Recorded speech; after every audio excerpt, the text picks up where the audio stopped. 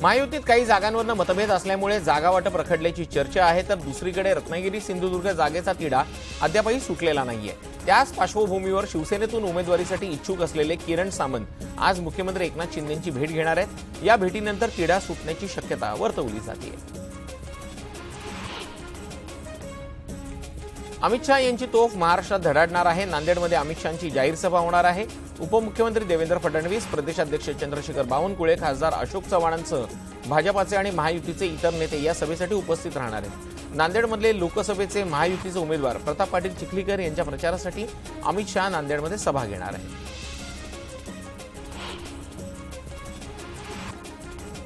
जळगावात निवडणुकांच्या पार्श्वभूमीवर महाविकास आघाडीच्या पदाधिकाऱ्यांच्या बैठकीचं आयोजन करण्यात आलं होतं। यावेळेला जळगावातील दोन्ही मतदारसंघातील रणनीती ठरवण्यात आलेली आहे, तर प्रचंड मताधिक्याने विजयी होण्याचा निर्धार कार्यकर्त्यांनी व्यक्त केलेला आहे। पैशांसाठी कोण पक्ष सोडत नाही, तेव्हा भाजपात गेलो असतो तर कॅबिनेट मंत्रीपद मिळालं असतं, मात्र बाळासाहेबांच्या विचारामुळे शिवसेनेत आलो असं वक्तव्य दीपक केसरकर यांनी केलंय।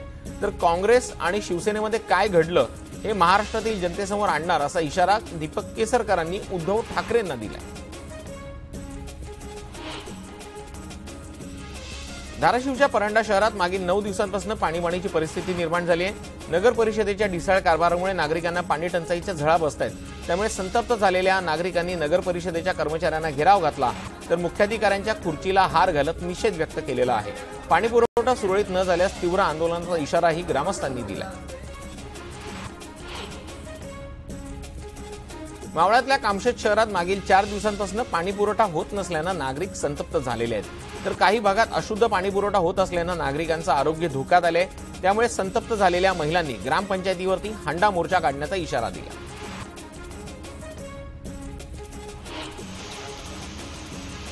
धाराशिव जिल्ह्यात मध्यरात्रीच्या सुमारास वादळी वाऱ्यासह अवकाळी पावसानं हजेरी लावली।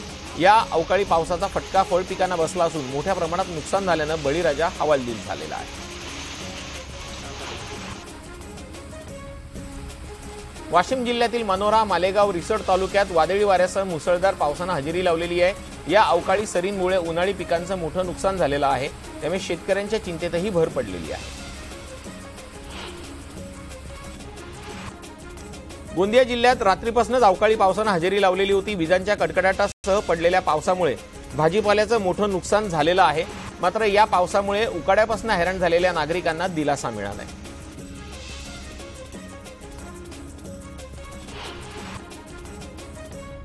बोदवडमध्ये अवकाळी पावसामुळे तालुक्यातल्या जवळपास 36 गावांमधल्या 988 शेतकऱ्यांचं नुकसान झालेलं आहे। 805 हेक्टरवरील पिकांचं नुकसान झाल्यानं शेतकरी हवालदिल झालेला आहे। याच पार्श्वभूमीवरती कृषी सहाय्यकांसह 30 जणांच्या पथकानं गावोगावी फिरत पंचनामे करायला सुरुवात केलेली आहे, मात्र अपुऱ्या मनुष्यबळामुळे पंचनामे करण्यात अडचणी निर्माण होती आहे। निराधार आणि वृद्ध नागरिकांना आधार देण्यासाठी शासनाकडून दर महिन्याला पगार दिला जातो, मात्र धाराशिवमध्ये मागील 3 महिन्यांपासून पगार न मिळाल्यानं वृद्धांना उन्हात हेलपाटे मारावे लागत आहेत। त्यामुळे निराधार वृद्धांकडून संताप व्यक्त केला जातो।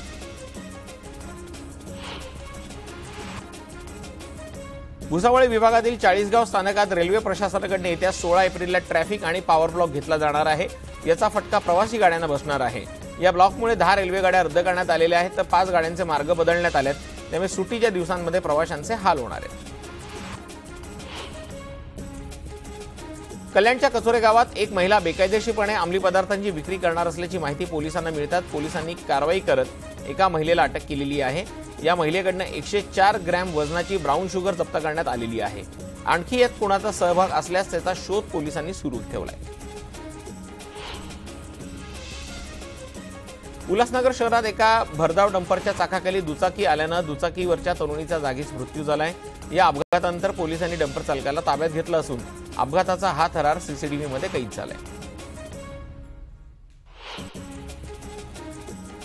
वाशिमच्या रिसोड तालुक्यातल्या वाडी रायताळ या गावात गॅस सिलेंडरचा स्फोट झाल्यानं भीषण आग लागली आहे। या आगीत 2 घरं जळून खाक झालेली आहेत, तर घरातील लाखोंचा मालही जळालेला आहे।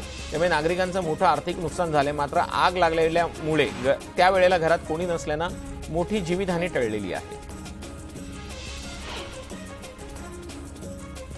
मुसळधार पावसामुळे मुंबईमध्ये सखल पाणी साठू नये यासाठी उपसा पंप लावले जातात। यंदाही शहर आणि उपनगरांमध्ये 481 ठिकाणी उपसा पंप लावलेले आहेत। त्यासाठी जिओ टॅगिंग केलं जाणार आहे। एखादा पंप जर वेळेत आणि योग्य पद्धतीने कार्यरत झाला नाही तर संबंधित जबाबदार व्यक्तीवर कारवाई केली जाणार असल्याची माहिती आयुक्त भूषण गगराणेंनी दिलेली आहे। मुंबईतल्या पूर्व उपनगरांमध्ये पावसाळ्यामध्ये दरडी कोसळण्याचा धोका असलेली संभाव्य अनेक ठिकाणं आहेत। या ठिकाणांवरती वॉच ठेवला जाणार आहे असं पालिका प्रशासनाने सांगितलेलं आहे।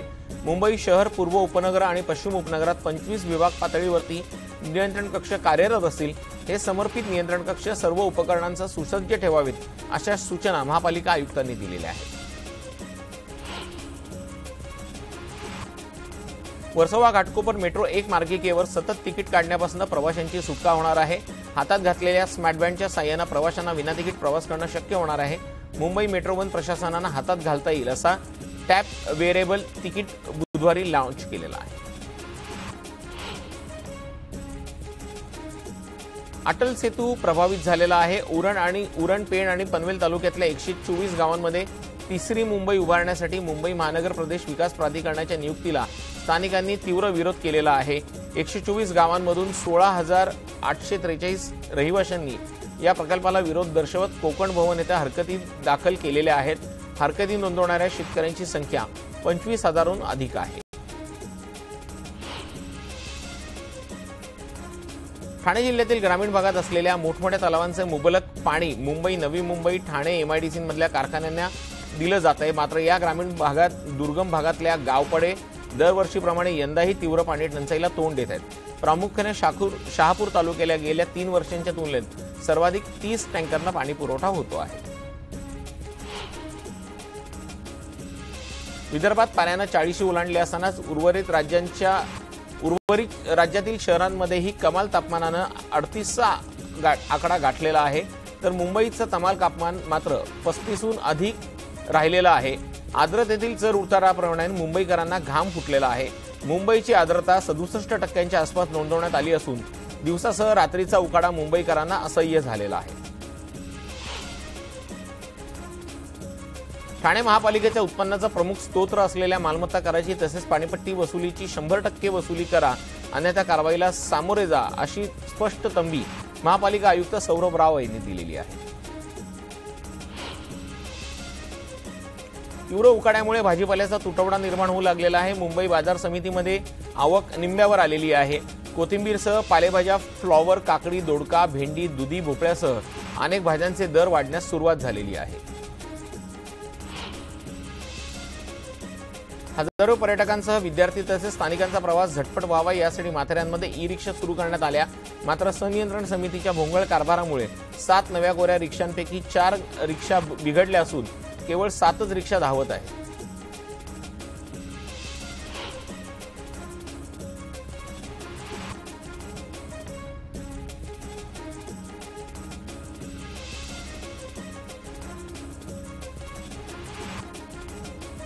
इंग्रजांच्या काळापासून अनेक घडामोडींचा साक्षीदार असलेल्या ठाण्याचा तुरुंग सुद्धा हाऊसफुल झालेला आहे। मध्यवर्ती कारागृहात क्षमतेपेक्षा चौपट कैदी कोंबले गेल्याचं वास्तव समोर आलंय। दरम्यान ठाणे कारागृहात जिल्ह्याबाहेरील जास्त कैदी असल्यानं ताण वाढलेला आहे। गुढीपाडव्याच्या शुभ मुहूर्तावरती पिंपरी चिंचवडमधल्या नागरिकांनी मोठ्या प्रमाणात वाहनांची खरेदी केलेली आहे। पिंपरी चिंचवड उपप्रादेशिक परिवहन कार्यालयात सकाळी 1 ते दिनांक 9 एप्रिल या कालावधीत 5,588 वाहनांची नोंदणी झाली असून त्यापोटी 37,40,26,000चा महसूल प्राप्त झालेला आहे। लोकसभा निवडणुकीची आचारसंहिता लागू होण्यापूर्वी पुणे महापालिकेकडून पावसाळ्यापूर्व कामांतर्गत नालेसफाईला सुरुवात झालेली आहे। मात्र आतापर्यंत केवळ 10 ते 15% कामं झालेली आहेत। या कामांना पालिकेने 15 मे पर्यंत मुदत दिली असली तरीही मुदतीत कामं पूर्ण होण्याची शक्यता कमीच आहे। मुंबई पुणे महामार्गावरती एका मालवाहू टेम्पोचा अपघात झालेला आहे। पहाटेच्या सुमारास चालकाला डुलकी लागल्यानं गाडीवरचा ताबा सुटून टेम्पो उलटला आणि रस्त्यावर रहदारी नसल्यानं मोठी दुर्घटना घडलेली आहे। मात्र या अपघातात टेम्पो चालक जखमी झाल्यानं त्याच्यावरती उपचार सुरू आहेत।